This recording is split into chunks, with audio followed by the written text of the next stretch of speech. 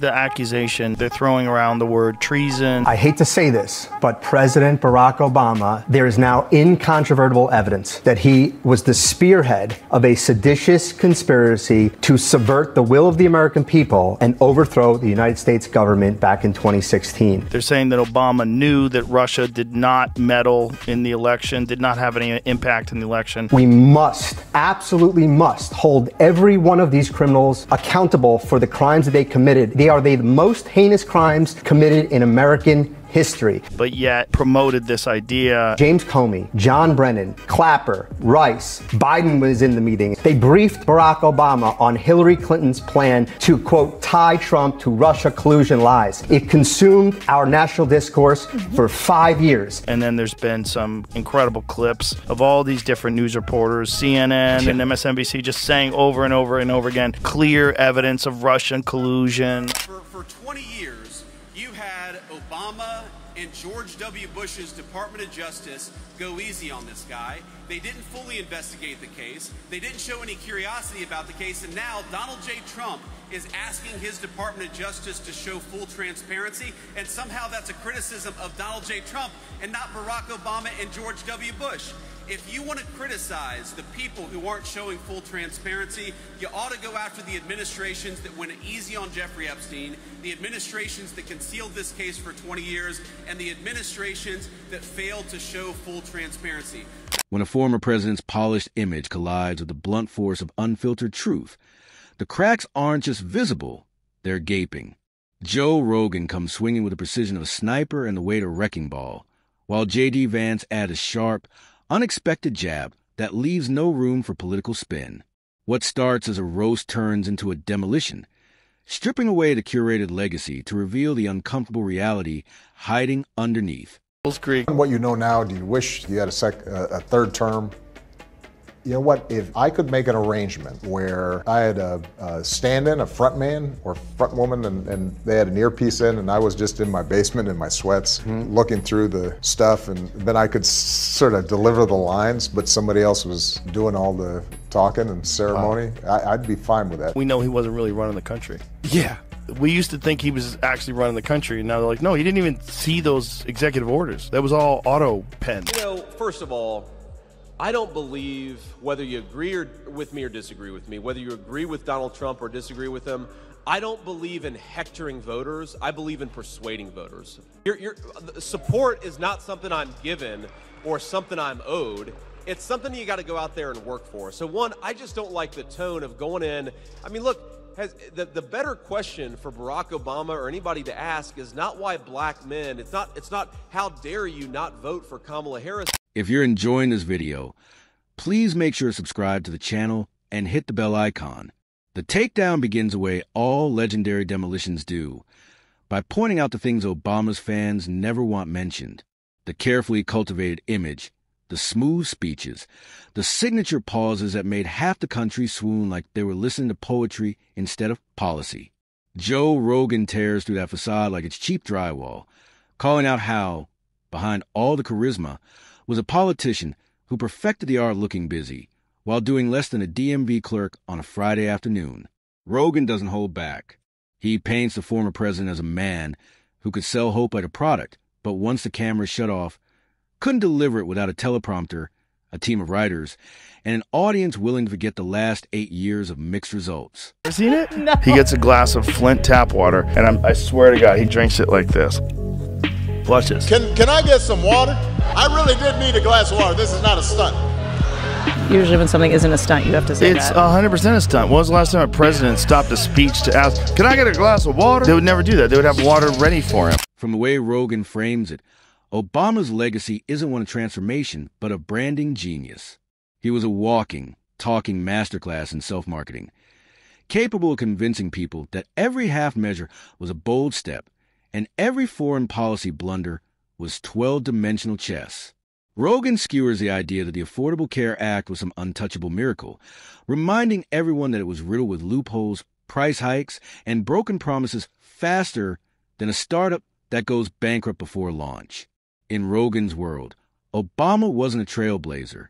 He was a salesman who got everyone to buy a product with hidden fees. Best people age the hardest. I think Obama was probably like a very idealistic young man. Oh, Lord, what's going on now? Who's hollering? I can't even see it. Who really wanted to change the world. And that dude aged more than anybody. I mean, I'm getting old, so I can't hear that well. I can't see that good. Who aged the least? Trump. Trump just This is something that he just brushed that shit off his shoulders like it was nothing. We knock on wood wherever we may have wood that I'm in very good health. I just won 2 club championships, not even senior, 2 regular club championships. To do that, quite smart, and you have to be able to. Rogan rips into the obsession with image, laughing at how a tan suit became a week-long national scandal under Obama's watch.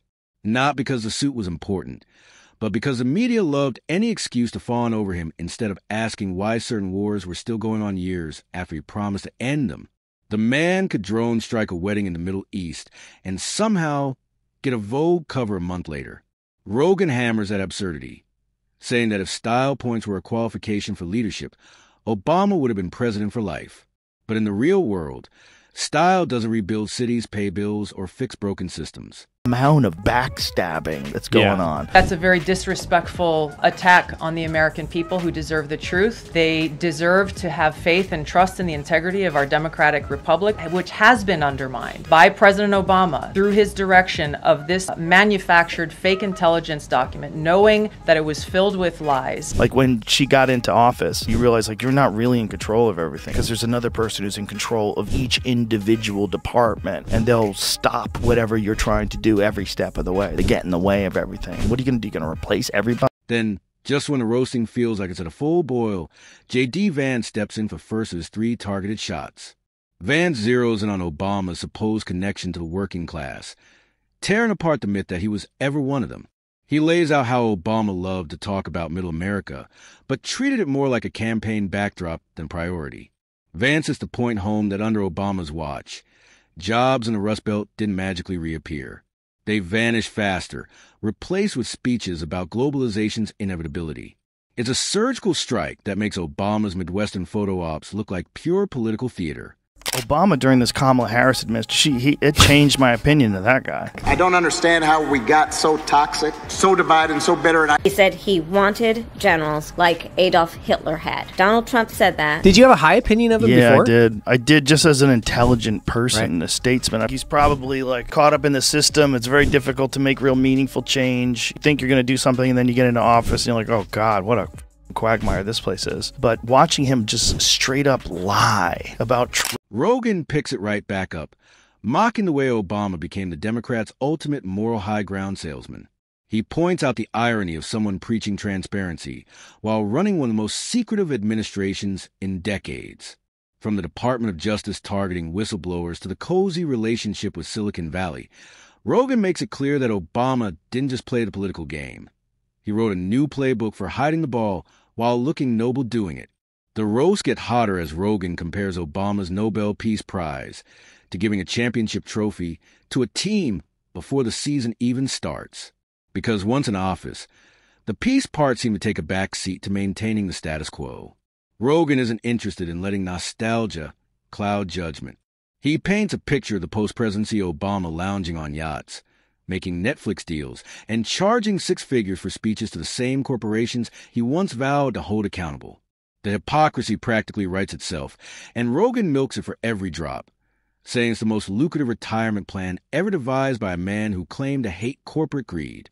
It's the kind of punch that doesn't just sting, it lingers. Because things are actually happening. Very different than most of the time when people get elected. And I will shut down the Federal Department of Education, and we will move everything back to the state. Most of the time when people get elected, they claim all these things when they're running for president. Then they get into office and not much changes. Individualize education and do it with the love for their children. And in fact, a lot of what they campaigned on, they don't practice at all. Great example is the Obama administration. The Hope and Change website had to be changed because there was a bunch of stuff in there about whistleblowers. No, I don't think Mr. Snowden was a patriot. I called for a thorough review of our surveillance operations before Mr. Snowden made these leaks. My preference would have been for a lawful, orderly exam. J.D. Vance takes his second swing, going after the racial politics Obama mastered, not in a way that broke barriers, but in how he uses identity as a shield against criticism.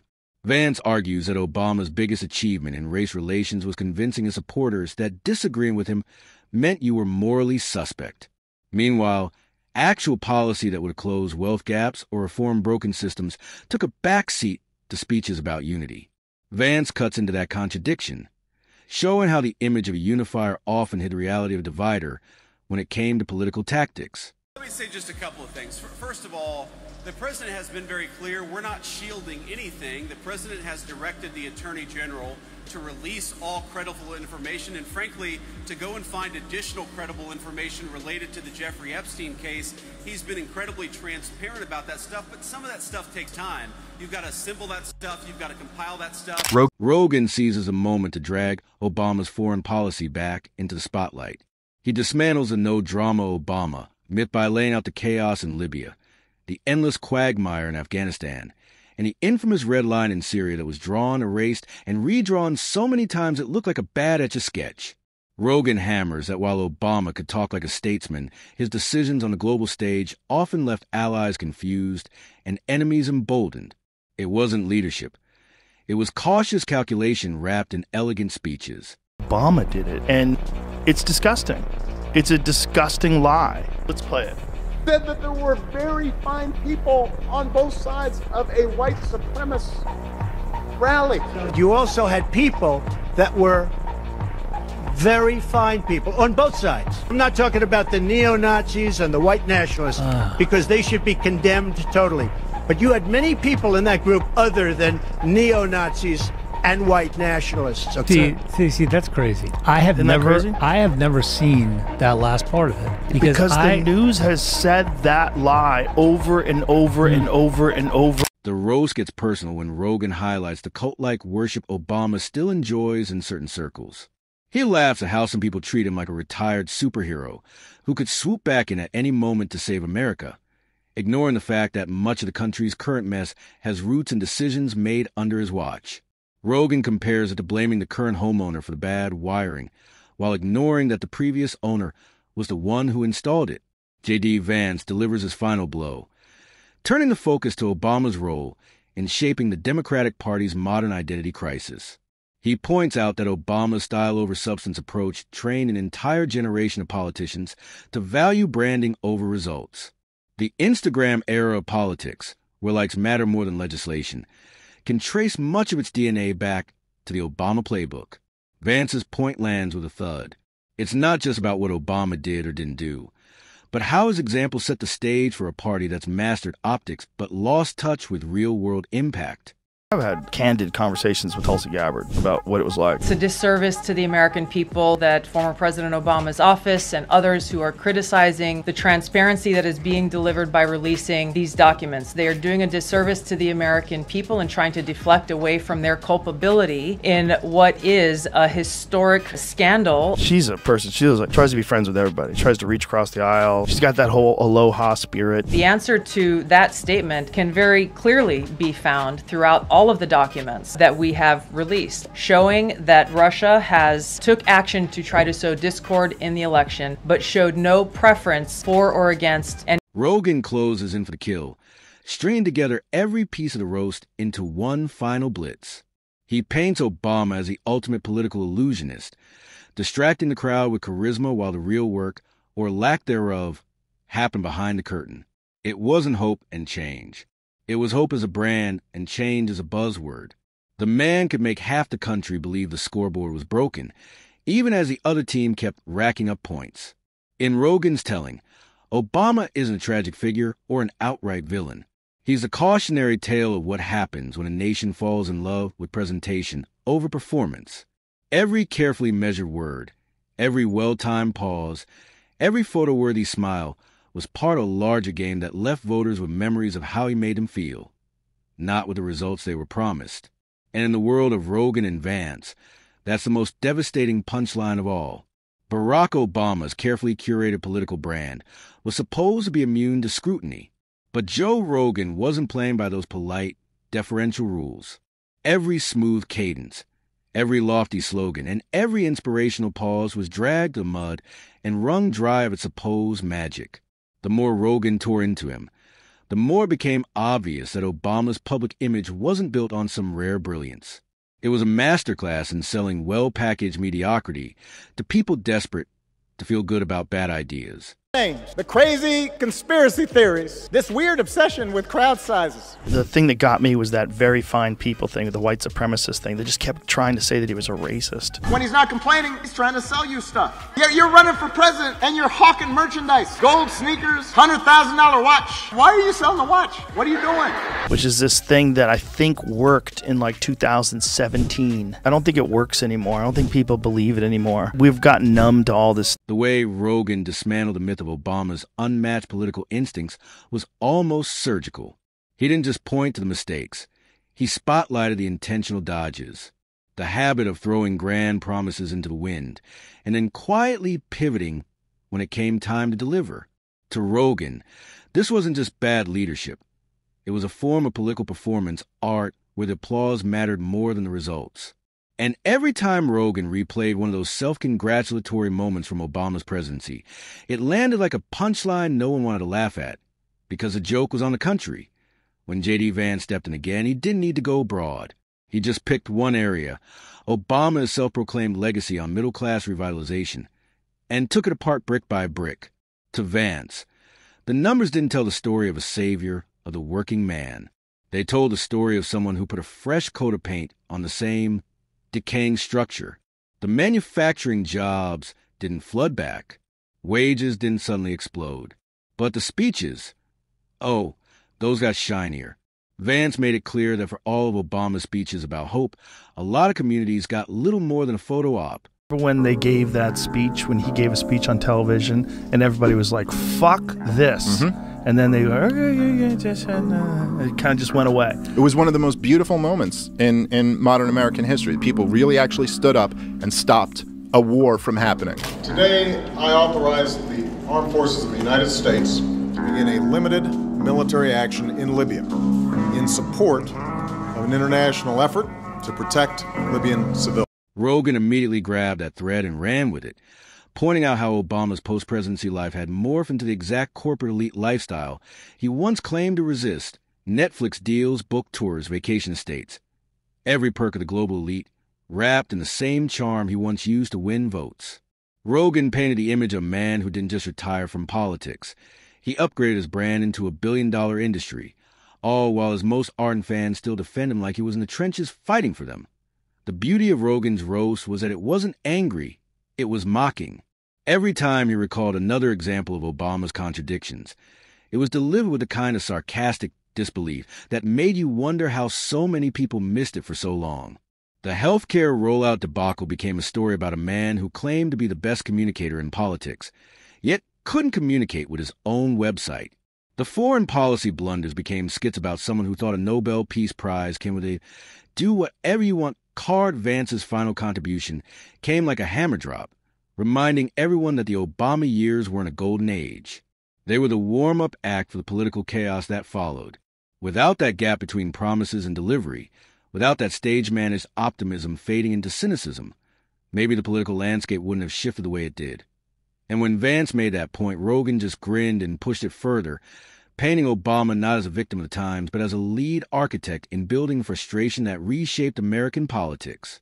By the time they were done, Obama's carefully protected image wasn't just dented, it was in shambles. The man who once seemed untouchable in the court of public opinion had been stripped of the magic, the mystique, and the myth. What was left wasn't the legend of a transformative leader, but the reality of a politician who played the game well enough to convince millions that style could be substance, and that speech it could stand in for results.